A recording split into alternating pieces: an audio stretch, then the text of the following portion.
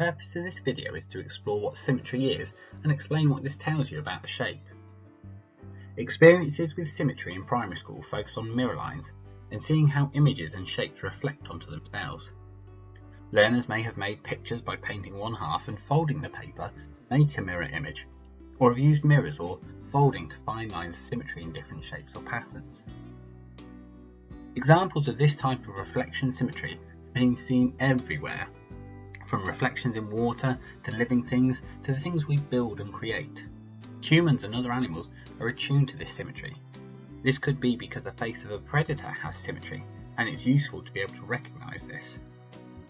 But symmetry goes beyond a line and can support pupils in deepening their understanding about shapes, and pupils require this understanding as they move through on to Key Stage 3. Engaging in experiences of folding shapes, exploring examples and non-examples of lines of symmetry, provides pupils with an opportunity to discuss and review different ways to explain how they know whether there are lines of symmetry or not.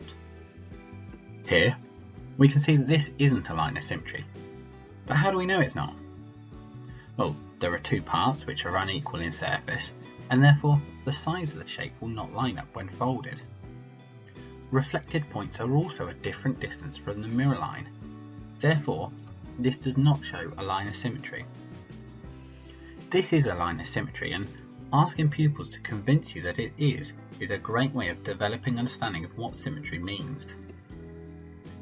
Once pupils have experienced folding of shapes, encourage them to think about what properties the shape must have with this one line of symmetry. These two sides must be the same length.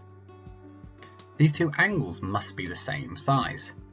And notice that the line of symmetry splits this side in half and this angle in half. The shape is split into two equal parts. Taking the time to notice as many things as you can will support pupils as they require this understanding of symmetrical properties of shape and the relationships when they reach Key Stage 3. The arrow has two lines of symmetry, and you can notice lots about the properties of the shape. Focus again on explaining how you know each line of symmetry splits the shape in half. Notice that the two lines of symmetry meet at right angles. It's important to introduce pupils to non-examples, and this is a great chance to make use of tracing paper. At first glance, this curved banner looks like there is something symmetrical going on. This part of the shape looks like this part, and these parts look the same. However, it has no lines of symmetry, and you can think about how can you be sure? Along with folding shapes, tracing paper is another way of identifying lines of symmetry. Be cautious when using mirrors. Pupils may not see what you want them to see, as knowing whether the shape is symmetrical depends upon the position from which it's being viewed.